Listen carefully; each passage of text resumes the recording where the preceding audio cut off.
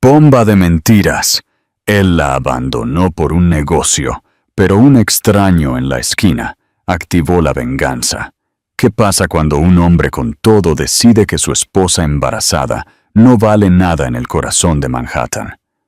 Este no es un simple divorcio. Es la historia de cómo la crueldad de un hombre encendió a toda una ciudad. Pulsa me gusta y suscríbete para ser testigo de cómo se desmorona un imperio. Capítulo 1. La humillación en Le Fleur. El ambiente en Le Fleur era diferente. No solo estaba filtrado, se sentía pulido, impregnado del aroma a dinero, a azafrán y a ambición. Para Elena Romero, alguna vez se sintió como una burbuja mágica a la que había entrado de la mano de su torbellino de marido, el magnate tecnológico, Marco del Castillo. Esta noche, la burbuja la estaba asfixiando. A sus 28 años, y con 5 meses de embarazo, Elena poseía una gracia serena que la hacía parecer un hermoso accesorio para el ruidoso éxito de Marco. Su mano descansaba protectoramente sobre su vientre. Al otro lado de la mesa, Marco no la miraba. Estaba absorto en su teléfono, un monolito negro que parecía una extensión permanente de su mano. Su ceño, generalmente liso, estaba fruncido de una manera que Elena reconocía. La mirada que precedía a una adquisición hostil, la que significaba que alguien iba a ser aniquilado financieramente. Ella nunca imaginó que sería ella. «Marco», dijo ella, con voz apenas audible sobre el murmullo civilizado del restaurante. «No has dicho ni una palabra desde que nos sentamos». Él no levantó la vista. «Estoy ocupado, Elena. Esta fusión es crítica». «Lo sé, pero es nuestro aniversario. Lo prometiste. Sin teléfonos». Finalmente, él colocó el teléfono boca abajo, pero el acto fue más una agresión que una concesión. Sus ojos, normalmente cálidos, eran ahora hielo picado. «¿Serán ahora hielo? ¿Un aniversario?», dijo. Cortante. «Claro». «Otra obligación». Elena se estremeció. «¿Una obligación? Marco, ¿qué pasa? ¿Es por el bebé? Podemos hablarlo». Esa fue la frase equivocada. Él la miró con una intensidad penetrante que la hizo sentir pequeña, ingenua. «¿El bebé?», se burló. Un sonido feo. Se inclinó. Su voz un susurro venenoso que solo ella podía escuchar. «Déjame ser perfectamente claro. Esta situación», gesticuló vagamente hacia su vientre, «es una complicación que no planeé. Es un pasivo. No su hijo, sino una línea en el balance de su vida». «¿Cómo puedes decir eso?», tartamudeó ella. «Este es nuestro bebé. Tu bebé». Marco se recostó, la calma helada instalándose en su rostro. «Mi vida está en una coyuntura crítica, Elena. La fusión de Del Castillo Innovaciones con Omnitech es la culminación de mi carrera. Me convertirá en un multimillonario, no solo millonario. Y el poder exige una imagen, cierta libertad. ¿Y yo no soy parte de esa imagen?». Él negó con la cabeza lentamente. «Una esposa embarazada, un bebé que grita, es un desorden, una distracción. Mi junta necesita ver a un hombre enfocado, no atado a la domesticidad». Sus palabras eran tan clínicas, tan desapegadas, como si estuviera liquidando un activo. A ella, a su hijo. Sacó una tarjeta de crédito platino y la puso sobre la mesa. «Esto debería cubrir la cena y un taxi». «¿Un taxi a dónde, Julian?», susurró ella. «Es nuestro hogar». Él se puso de pie, enderezando su traje a medida. «Esa es la otra cosa», dijo, mirando hacia abajo. «Las cerraduras del ático han sido cambiadas. Mi abogado ya ha contactado a un agente inmobiliario. Tus cosas serán trasladadas a un almacén. Mi abogado, el señor Montalvo, se pondrá en contacto. No intentes comunicarte conmigo directamente». Se dio la vuelta para irse. «Marco, no», gritó ella, haciendo que algunas cabezas se giraran. «Estoy embarazada de tu hijo. ¿A dónde se supone que debo ir?» Él se detuvo, pero no se dio la vuelta.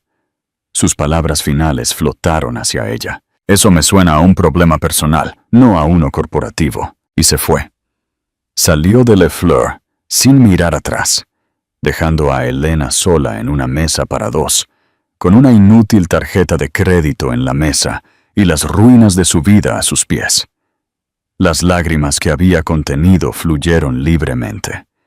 Ella era un espectáculo de vergüenza. Capítulo 2. El desconocido con un teléfono. Pero ella no estaba completamente sola. En un rincón discreto, Lucas Villar, un periodista freelance, cenaba. Su traje no era de marca y apuraba una sola copa de vino. Había presenciado todo: la mujer visiblemente embarazada, el hombre arrogante y la brutal ejecución pública de una relación. Vio a Marco del Castillo marcharse con indiferencia y a Elena desmoronarse. Su instinto le gritó que actuara. Lucas no era un hombre de medios, pero creía en la justicia. Vio al sommelier acercarse a la mesa de Elena. Lucas discretamente hizo una seña a su camarero. Pagó su propia cuenta y con un gesto silencioso pidió la cuenta de Elena. Una suma astronómica. Sacó su propia tarjeta de crédito, la de emergencias. «Y por favor», susurró Lucas al camarero, «no le diga quién pagó. Solo dígale que está cubierto y entréguele esto». Garabateó una nota en una servilleta. «Tu historia no termina aquí. Tu fuerza es mayor que su crueldad». Vio el destello de confusión y luego un atisbo de alivio en los ojos de Elena. Ella miró a su alrededor, buscando. Lucas permaneció en su rincón, invisible. Antes de irse, hizo una cosa más. Sacó su teléfono, la misma herramienta que Marco había usado para su crueldad. Pero Lucas lo usó con otro propósito. Tomó una foto de la silla vacía, la cesta de pan intacta y la tarjeta platino que Marco había arrojado con desprecio sobre la mesa. Abrió su red social y comenzó a escribir. «Esta noche, en Le Fleur, un lugar de supuesta elegancia en Miami, fui testigo del acto más feo que he visto. Vi a un hombre, imagen de riqueza y poder, decirle a su esposa visiblemente embarazada que era un pasivo y abandonarla. Pensó que su dinero lo hacía un rey, pero solo reveló lo verdaderamente pobre que es. A la mujer que dejó, un extraño pagó tu cuenta. No por lástima, sino por respeto a la fuerza que encontrarás. Miami es una ciudad de millones, y esta noche todos estamos de tu lado». Adjuntó la foto de la silla y la tarjeta. Añadió el hashtag «Traición en Le Fleur». Lo publicó y salió a la noche de Miami, sin saber que acababa de encender la mecha de una bomba mucho más grande. Capítulo 3. El aluvión digital. Elena, abrumada, tomó la nota, sintiéndola como un salvavidas. Salió de Le Fleur. Su teléfono vibró. Un correo electrónico estéril que le informaba que sus pertenencias serían trasladadas a un almacén seguro. La destrucción corporativa de su vida. Su familia estaba en Colombia, demasiado lejos. Solo tenía una amiga cercana, Sofía, una artista independiente en un pequeño apartamento en Wynwood. Mientras tanto, la publicación de Lucas Villar comenzó su avance inexorable. Un blogger de comida con 50,000 seguidores, que tenía una vieja disputa con las políticas de reserva de Le Fleur, la compartió con un comentario mordaz. «Olviden la comida. La verdadera indecencia está fuera del menú». La chispa se encendió. Traición en Le Fleur se convirtió en tendencia en el área de Miami. Cuando Elena se acurrucó en el sofá de Sofía, la historia ya mutaba.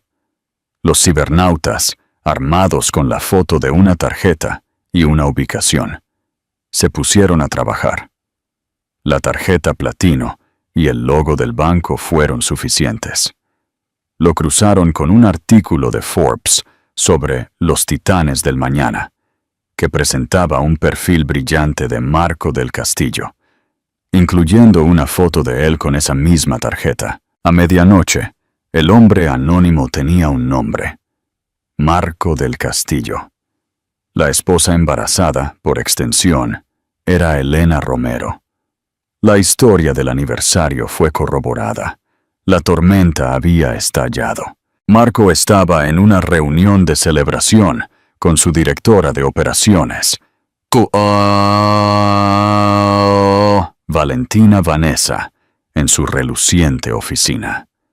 Valentina era todo lo que Elena no era: astuta, ambiciosa, con una sonrisa depredadora y un intelecto de acero.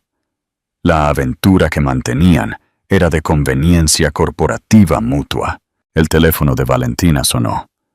Luego, el de Marco. Sin parar.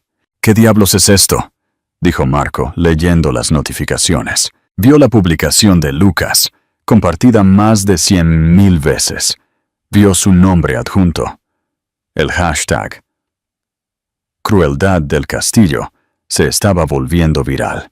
«¿Cómo lo supieron? Nadie pudo haberme escuchado», rugió Marco, arrojando su teléfono. «Alguien publicó una foto de tu tarjeta», dijo Valentina. «La narrativa es poco halagadora. Esto es justo antes de la fusión. La junta de Omnitech son moralistas anticuados. Esto podría matar el trato». «Es un asesinato de mi imagen». «Cálmate, Marco. El pánico es poco profesional.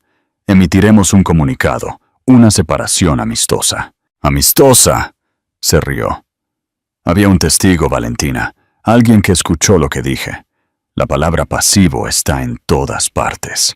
Capítulo 4. El escudo de la ciudad. A la mañana siguiente, la ciudad se despertó con la historia en todos los titulares.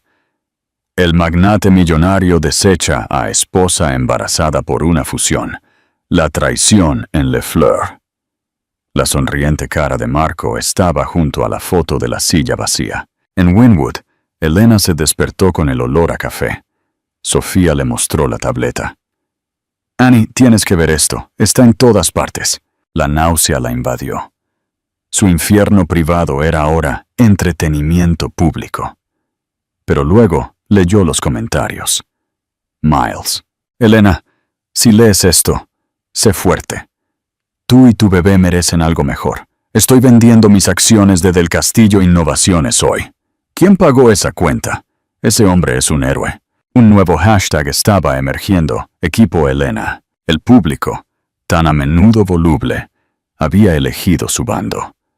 Habían visto una simple historia de crueldad de la riqueza contra la vulnerabilidad de la maternidad. La ciudad le estaba dando un abrazo protector. Marco del Castillo había intentado borrarla. En cambio, el mundo entero estaba mirando. Los intentos de Marco por controlar los daños fueron desastrosos. Su declaración legalmente aprobada sobre un doloroso asunto privado fue considerada risiblemente hipócrita. Las acciones de Del Castillo Innovaciones se desplomaron un 15% al sonar la campana de apertura. El hashtag #Vendan acciones del Castillo ganaba tracción. La junta de Omnitech, conservadora y consciente de la imagen, convocó a una reunión de emergencia. El poder que Marco había adorado se le escapaba de las manos. Furioso, Marco llamó a Elena.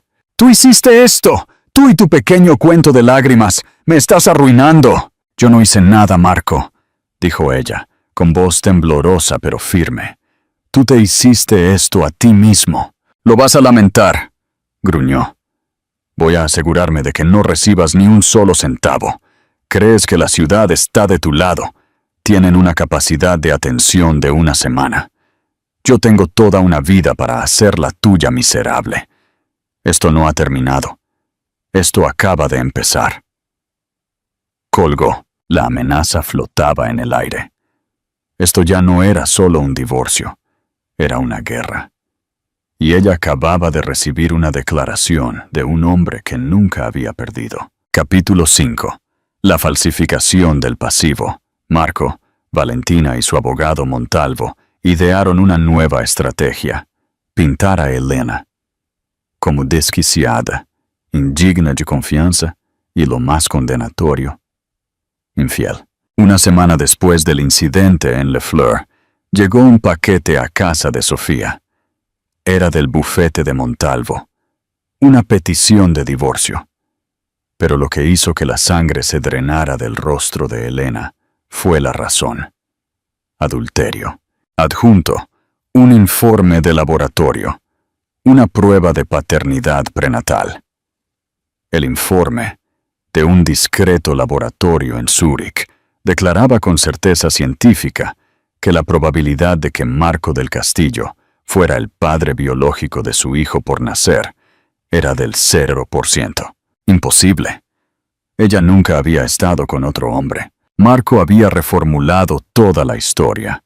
No era un marido cruel, sino una víctima, un hombre engañado que había descubierto una devastadora traición. La filtración fue perfectamente sincronizada. Un sitio de chismes publicó una exclusiva. La traición de Marco del Castillo no era lo que parecía. Fuente confirma que el magnate descubrió la impactante infidelidad de su esposa. El consenso público se fracturó. ¡Wow! Me siento un idiota. Por supuesto que había más historia. Así que es una cazafortunas infiel. Marco aprovechó la oportunidad. Concedió una entrevista controlada, mostrándose dolido y estoico. Mi único objetivo ahora, dijo con fingida emoción, es finalizar este doloroso capítulo con dignidad y privacidad, y reenfocarme en el trabajo que tanta gente depende. Ya no era el villano, era el líder estoico, traicionado pero decidido a superarlo. La fusión volvía a estar en terreno viable. Elena sentía que las paredes se cerraban. ¿Qué hago?, le preguntó a Sofía. ¿Cómo lucho contra una prueba de ADN? Es ciencia. La gente lo creerá. Haremos nuestra propia prueba, dijo Sofía, con una mirada feroz. Y encontraremos una abogada que se coma a ese tiburón de Montalvo para desayunar. Pregunta interactiva. Si fueras Elena y tu marido falsificara una prueba de paternidad, ¿a quién acudirías primero? ¿Al periodista que te defendió? Lucas. B. ¿A una abogada o Samuel revelarías la verdad en las redes sociales? Mientras tanto, Lucas Vilar observaba el giro de los acontecimientos con un malestar creciente. Había sido ingenuo. El momento de la filtración, la perfecta campaña de relaciones públicas, el test de Zúrich, era demasiado limpio. Se puso a investigar a la COO, Valentina Vanessa. Ella era la clave. Capítulo 6. La conspiración desenmascarada. Elena contactó a una abogada llamada Catalina Fuentes, especializada en divorcios contenciosos contra hombres poderosos. Catalina era perspicaz y profundamente escéptica de las afirmaciones de Marco. Una prueba de paternidad, donde usted no estuvo presente, con una muestra que usted no proporcionó, organizada por su esposo que está a punto de perder un negocio multimillonario. Elena, esto apesta a fraude, dijo Catalina. Su primer consejo: no te involucres con él ni con los medios. Dejémoslos construir su castillo de naipes. Atacaremos el fundamento. Te expulsó de tu hogar y usó difamación para dañarte emocional y financieramente. Mientras las abogadas preparaban la guerra, Lucas hizo un avance. Encontró a un ex asistente ejecutivo descontento de Del Castillo Innovaciones, despedido por Valentina. El asistente, un hombre llamado Ricardo, estaba amargado y dispuesto a hablar. Valentina maneja ese lugar, no Marco, dijo Ricardo. Ella tiene obsesión con el acuerdo de Omnitech. Lo ve como su coronación, tanto como la de él. Hace unos meses, a Ricardo se le pidió que reservara un servicio de mensajería, un envío médico confidencial, de alta prioridad a un laboratorio en Zúrich, Genosecure Diagnostics. ¿Qué había en el envío? No estoy seguro, dijo Ricardo, pero el formulario de aduanas fue rellenado por la oficina de Valentina. Estaba catalogado como muestras biológicas para análisis genético, y sé de quiénes se suponía que eran las muestras. La etiqueta tenía 2 nombres, Marco del Castillo y Elena Romero. Lucas se quedó helado. ¿Pero Elena tendría que haber dado una muestra de sangre? Ricardo sonrió con ironía. La semana anterior, Elena tuvo su examen físico anual con el médico privado de Marco, el doctor Alarcón, el médico cuya práctica está financiada por una generosa subvención de Del Castillo Innovaciones. Apostaría mi vida a que el análisis de sangre de ese examen físico fue la muestra que terminó en esa caja. Las piezas encajaron. El examen físico de rutina de Elena, un médico comprometido, una muestra de sangre enviada a Zúrich, orquestada por Valentina. Si podían robar la muestra, podían manipular los resultados. La mentira de Marco no era solo una mentira, era una conspiración. Capítulo 7. La trampa de la arquitecta. Lucas compartió sus hallazgos con Elena y Catalina. La esposa agraviada, la abogada tenaz y el periodista formaron una alianza formidable. Elena, arquitecta de formación, había puesto su carrera en pausa. Ahora, su mente se puso a trabajar. Él cree que soy un simple pasivo. Olvidó que estuve allí durante los últimos 3 años. Ella comenzó a dibujar un diagrama complejo, mapeando el mundo corporativo de Marco de memoria. Los miembros de la junta, sus proyectos favoritos, los susurros sobre el trato de Omnitech. En el centro de su diagrama estaba Valentina Vanessa. Lucas descubrió el arma secreta de Valentina, una firma de consultores de riesgo que se dedicaban a la vigilancia ilegal y el chantaje. Su objetivo, Roberto Harrington, CEO de Omnitech.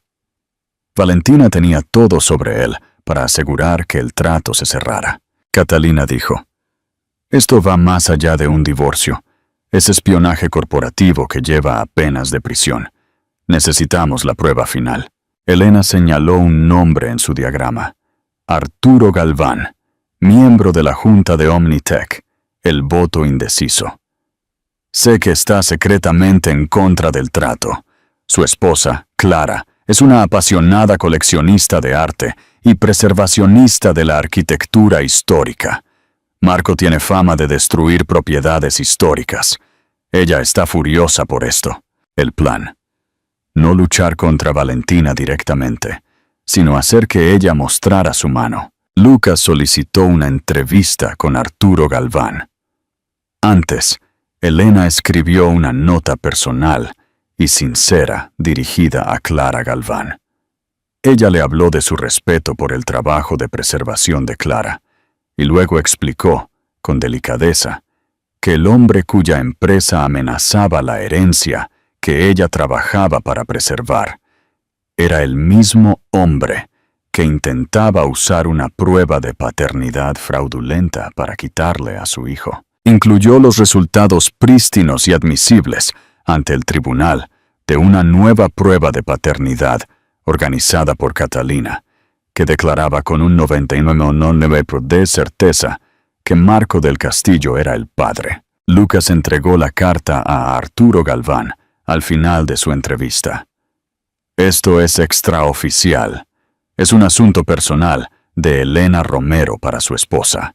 Ahora, tenían que esperar a que Valentina tomara el cebo. Ella debía neutralizar el voto de Arturo, y para hacerlo, tendría que usar su archivo de chantaje, revelando sus métodos. El teléfono burner de Lucas sonó. Una voz disfrazada. «Mi jefe, Arturo Galván, ha sido contactado por un correo electrónico anónimo. Contenía una transcripción de una conversación muy privada que tuvo con su médico. Un correo electrónico que sugería que su posición en la junta podría ser reevaluada si no mostraba un apoyo total a la fusión. ¡El chantaje!» Valentina había picado. «Mi jefe es un hombre de principios, continuó la voz. No será intimidado y no será parte de un espionaje corporativo o la destrucción de una mujer inocente. Me ha autorizado a reenviarle ese correo electrónico, junto con documentos de apoyo sobre los consultores de riesgo contratados por Del Castillo Innovaciones. Úselos. Quémelos hasta los cimientos. Minutos después, un archivo apareció en la bandeja de entrada cifrada de Lucas. El correo electrónico de chantaje, facturas de los consultores de riesgo y, lo mejor de todo, una declaración jurada de Arturo Galván. Lo tenían todo. Capítulo 8. La gala del ajuste de cuentas. Del Castillo Innovaciones, confiada en su éxito, anunció una importante rueda de prensa y recepción para la noche siguiente en el icónico Rainbow Room, 65 pisos por encima de Manhattan. El propósito: celebrar la inminente y exitosa finalización de la fusión con Omnitech. Elena se negó a esconderse. Eligió un vestido rojo carmesí, el color del desafío, su rostro apenas maquillado, pero sus ojos brillaban con una fuerza inquebrantable. A su lado, Catalina Fuentes parecía la potencia legal que era. Su maletín contenía los documentos que actuarían como guillotina. Lucas Vilar ya estaba dentro. Cuando Elena y Catalina entraron en la sala, el murmullo de la multitud se detuvo. Las cabezas se giraron. Esto no era parte del guión. El rostro radiante de Marco se congeló en una máscara de incredulidad y furia. La sonrisa de Valentina se quebró por una fracción de segundo. ¿Qué diablos crees que estás haciendo aquí, Elena? Marco gruñó, acercándose. Soy accionista, Marco, respondió Elena, con voz tranquila y clara. Y tengo algunas preocupaciones que me gustaría plantear sobre la nueva administración. Miró a Valentina, quien se había deslizado al lado de Marco. Valentina, dijo Elena, con tono nivelado. Qué hermoso collar. Es el que se compró la semana pasada con una cuenta corporativa destinada a la adquisición de clientes. Valentina palideció. Antes de que Marco pudiera explotar, Roberto Harrington, el CEO de Omnitech, y Arturo Galván se acercaron. Marco, dijo Harrington, con voz fría. Tenemos un problema. El trato se cancela. Omnitech retira oficialmente su oferta de fusión con Del Castillo Innovaciones. El cuarteto de cuerda flaqueó. La sala entera se quedó en silencio. ¿De qué estás hablando, Arturo? Marco balbuceó. La Junta votó. Fue unánime. Lo fue, concedió Galván. Pero eso fue antes de que me dieran a conocer ciertas prácticas comerciales empleadas por su COO. Miró directamente a Valentina. Prácticas que incluyen la vigilancia ilegal y el chantaje contra miembros de mi propia junta. Hemos hablado con la SEC y la Fiscalía. Se está abriendo una investigación formal sobre Del Castillo Innovaciones. El pánico cruzó el rostro de Valentina. Marco la miró con horror. ¿Hiciste qué?, susurró, pero Elena no había terminado. Se adelantó, su voz resonando. Y mientras investigan sus crímenes corporativos, quizás podamos aclarar un asunto personal. Se volvió hacia Marco. Usted le dijo al mundo que yo fui infiel.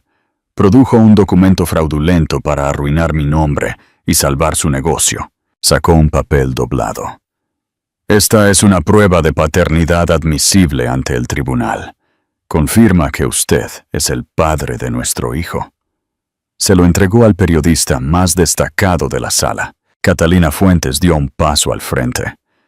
Además, tenemos una declaración jurada de un ex empleado de Del Castillo Innovaciones, el señor Ricardo, que testificará bajo juramento que fue instruido por la señora Valentina Vanessa para enviar por mensajería una muestra de sangre de Elena Romero, obtenida sin su consentimiento de un médico comprometido, a un laboratorio en Zúrich. Un laboratorio que, según nuestros investigadores, recibió una transferencia bancaria de $200,000 de una corporación fantasma propiedad de la señorita Vanessa el día antes de que emitieran su informe falso. Valentina, la maestra manipuladora, estaba completamente expuesta. Ella retrocedió, sus ojos buscando la salida. Marco, comprendiendo la magnitud de la ruina, se volvió hacia ella. «¡Tú hiciste esto!», le gritó a Valentina, su voz resonando.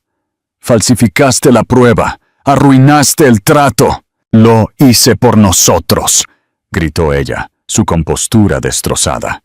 «Tú querías esta fusión, yo la conseguí para ti». Capítulo 9. El fin del rey. Fue un espectáculo grotesco. Las dos mentes maestras de esta cruel campaña destrozándose entre sí. Lucas Vilar, al fondo, envió un mensaje de texto. La historia ya estaba en vivo. Elena los observó por un momento, no con triunfo, sino con una triste resignación. Ella había venido por la verdad. Mientras Marco y Valentina se gritaban, ella se dio la vuelta y se alejó. La multitud se abrió para ella. Ya no la miraban como a una víctima o una villana. La miraban como a una mujer que había enfrentado un imperio y ganado. Al llegar a la puerta, Marco la vio irse. Su ira hacia Valentina fue olvidada, reemplazada por una comprensión desesperada de lo que realmente había perdido. «¡Elena!», gritó, su voz quebrándose. «¡Espera!». Ella se detuvo en el umbral, pero no se dio la vuelta. «Por favor», suplicó con voz ahora patética. «¿Podemos arreglar esto?». Elena finalmente giró la cabeza ligeramente, mirándolo por encima del hombro. Vio al hombre que la había llamado pasivo y que había intentado destruir su carácter. Lo vio ahora como lo que era, pequeño, débil y en quiebra en todo lo que importaba. «No, Marco», dijo, con voz suave, pero final. «No queda nada que arreglar. Construiste tu vida sobre cimientos de mentiras. Ahora te toca vivir entre los escombros». Se dio la vuelta y salió del Rainbow Room, dejando el caos atrás, una mujer libre. Marco del Castillo lo perdió todo. Su dinero, su reputación, la familia que desechó. Valentina Vanessa enfrentó múltiples cargos federales. Elena no solo sobrevivió, ella prosperó. Dio a luz a una hermosa niña a la que llamó Sofía, en honor a la amiga que le dio refugio en su hora más oscura. Relanzó su carrera de arquitectura, enfocándose en proyectos sostenibles, y encontró un éxito significativo y real. Lucas Vilar vio su carrera relanzada por su papel en la historia y siguió siendo un amigo cercano. Esta historia es un recordatorio poderoso de que la verdadera fuerza no se trata de riqueza o poder, sino de integridad. Demuestra que el coraje de una persona, amplificado por la amabilidad de un extraño, puede de hecho mover una ciudad. ¿Qué te pareció la caída de Marco? ¿Crees que fue justicia divina? Déjanos tu opinión en los comentarios. Si esta historia te conmovió, por favor, dale me gusta y compártela con alguien que necesite escucharla. Y para más dramas increíbles de la vida real, no olvides suscribirte y activar la campanita. Un año después, la arquitecta del destino y el regreso del héroe anónimo. Elena ha ganado la guerra, pero ¿puede encontrar la paz? Descubre cómo la verdadera fortaleza se construye fuera de los escombros. Si crees en el poder del coraje femenino, dale me gusta y comparte. Capítulo 10. Los cimientos de la calma. 1 año y medio después de aquella noche en el Rainbow Room, la vida de Elena Romero era irreconocible. Se había mudado del pequeño apartamento de su amiga Sofía, a quien, en un hermoso tributo, había nombrado madrina de su hija, a un loft espacioso y luminoso en el barrio de Tribeca, Manhattan, con vistas al río Hudson.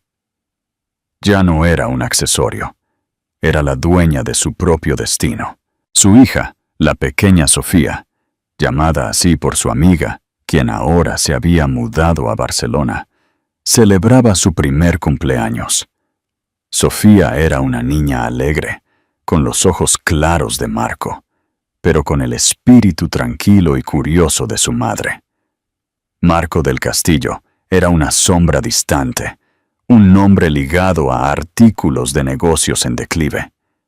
Había perdido la mayor parte de su fortuna y enfrentaba múltiples demandas civiles. Elena había fundado su propia firma de arquitectura, Romero Diseño Sostenible. Su reputación, curiosamente, se había disparado gracias al escándalo. Los clientes la buscaban, no por lástima, sino porque admiraban su fortaleza. Su primer gran proyecto, diseñar un centro comunitario y de artes para jóvenes en Brooklyn, un guiño a la época en que la modestia de Sofía fue su refugio. La oficina de Elena no tenía cristal ni acero. Estaba llena de planos, muestras de madera recuperada y el suave sonido de la música clásica. Su abogada, Catalina Fuentes, había asegurado un acuerdo de divorcio que le otorgaba una manutención significativa, pero Elena dependía principalmente de su propio trabajo. Una mañana, mientras revisaba planos, recibió una llamada de Catalina. «Elena, tengo noticias. Marco ha aceptado el acuerdo final. Se declara insolvente de facto y renuncia a cualquier derecho de visita o custodia hasta que sus asuntos legales estén resueltos, lo que podría llevar años.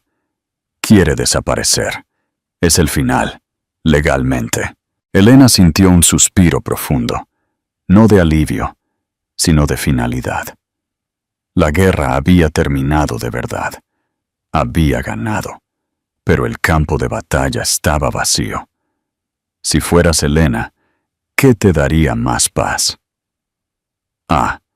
Que Marco pague por sus crímenes con la cárcel. B. Que desaparezca para siempre o B. Usar su antigua riqueza para financiar tu nuevo proyecto sostenible. Capítulo 11. Una cara familiar. Esa tarde, Elena necesitaba un descanso. Fue a su cafetería favorita en el Soho, un lugar conocido por su anonimato.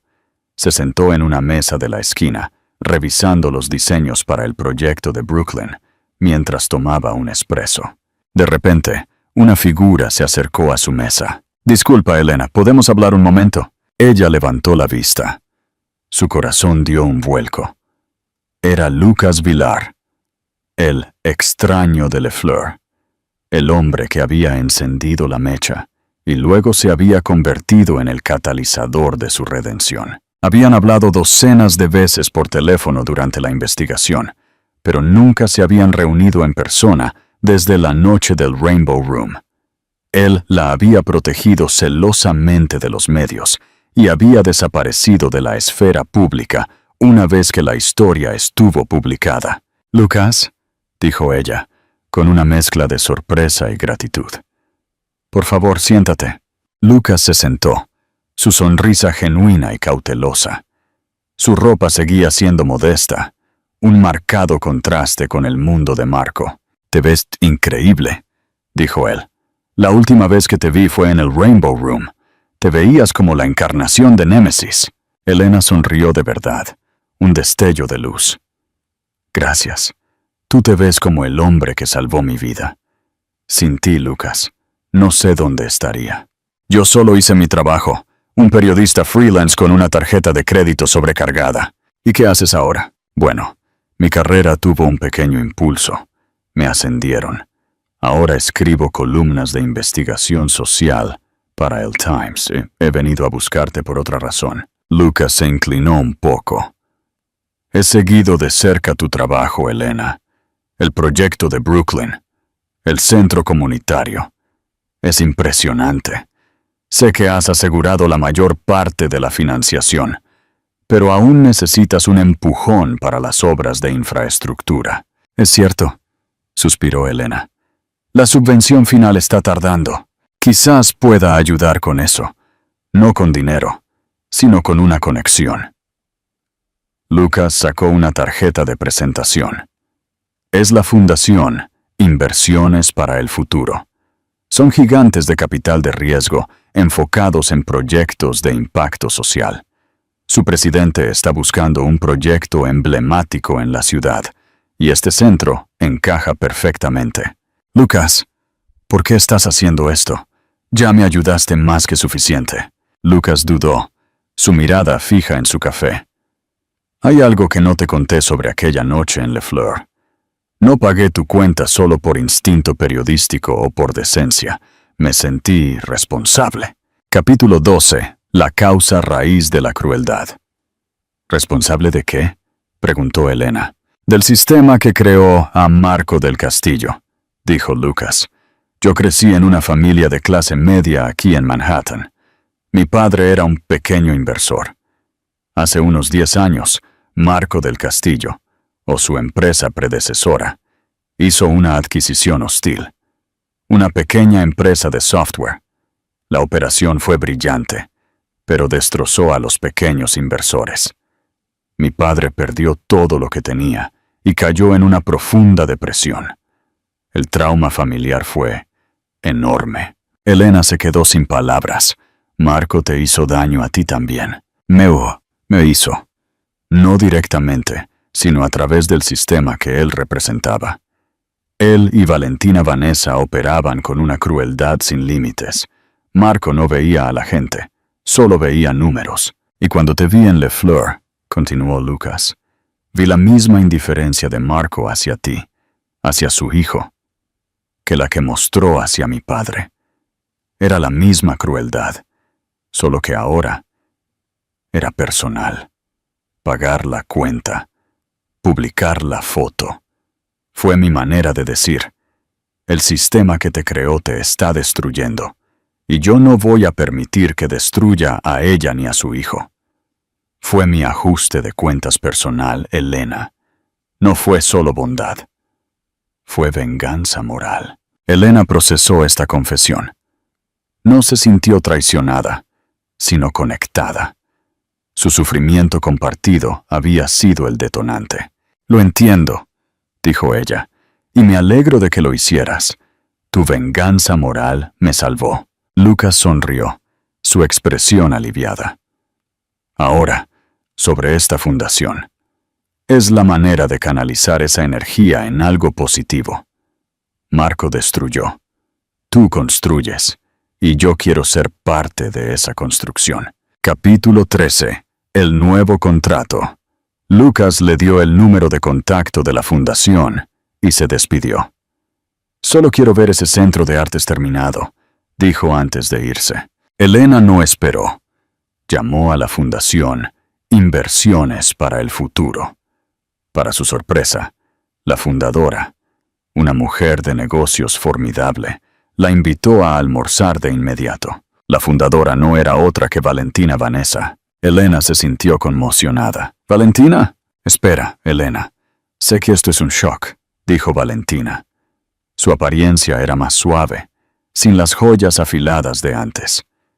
La fundación es real. Marco y yo caímos. Yo acepté mi responsabilidad y cooperé plenamente con la SEC. La sentencia fue dura, pero la cumplí. Después de la liberación, decidí que necesitaba redimirme. Todo el dinero que pude salvar de mi quiebra lo puse en esta fundación. Es un intento de reescribir mi legado. ¿Y quieres financiar mi centro comunitario? Elena no podía creerlo. No, Elena, dijo Valentina, con una mirada de fría honestidad. Quiero financiar tu reputación. Yo te ayudé a destruir. Yo falsifiqué la prueba de paternidad y orquesté el chantaje. Yo fui el cerebro frío detrás de la crueldad de Marco. Te pedí a Lucas que te contactara, porque él es la única persona en la que confías que no está contaminada. Y tu proyecto es la antítesis de lo que Marco y yo hicimos. Es sostenible, centrado en la comunidad y con visión de futuro. Si tú, la mujer que destruí, acepta mi dinero, Entonces tal vez tenga una oportunidad de ser redimida. Es mi forma de pagar la deuda corporativa. Elena se quedó en silencio. Aceptar dinero de Valentina era manchar su pureza. Pero rechazarlo significaba que los jóvenes de Brooklyn se quedarían sin un centro de artes. Pregunto de Valores, si fueras Elena, ¿aceptarías la financiación, sabiendo que es dinero sucio que ahora intenta ser limpio para terminar el proyecto, o la rechazarías para mantener tu integridad moral intachable? Finalmente, Elena tomó una decisión basada en su nueva visión del mundo. Acepto, Valentina, pero solo con 2 condiciones. Primero, la donación debe ser completamente anónima. Nadie puede saber que la fundación de Valentina Vanessa lo hizo. Y segundo, no quiero verte nunca más. Valentina asintió, con los ojos brillando. Trato hecho. Gracias, Elena, por la oportunidad de pagar. Capítulo 14. El legado de Sofía. 2 años después. Romero. Diseño Sostenible era una empresa próspera y premiada. El Centro Sofía en Brooklyn, nombrado en honor a su hija, fue inaugurado. Era un edificio hermoso y vibrante, un testamento a lo que puede construirse con la intención correcta. Lucas Vilar se había convertido en un amigo constante en la vida de Elena y Sofía. Él traía galletas y noticias del mundo. Sofía, ahora de 2 años, lo llamaba Tío Lucas. La atracción entre Elena y Lucas era palpable, construida no sobre la riqueza o la ambición, sino sobre el respeto mutuo, el coraje y una batalla compartida. Una tarde, mientras miraban el atardecer sobre el río Hudson desde el loft de Elena, Lucas le entregó un ejemplar de la revista New York Magazine. «Mira la última página», dijo. Era un artículo sobre Marco del Castillo. Había sido liberado de sus juicios civiles, arruinado, pero libre.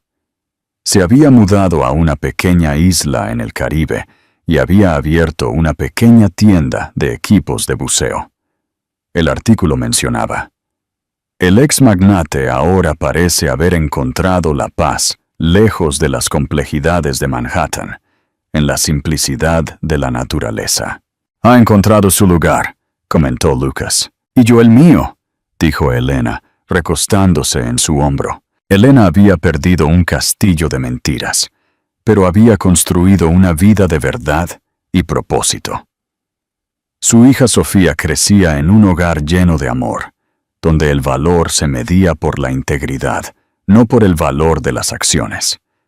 La historia de la traición en Le Fleur ya no era la historia de su abandono, sino el prólogo de su ascenso. Ella era la arquitecta de su propio destino. La vida no les dio a Elena y Lucas un cuento de hadas.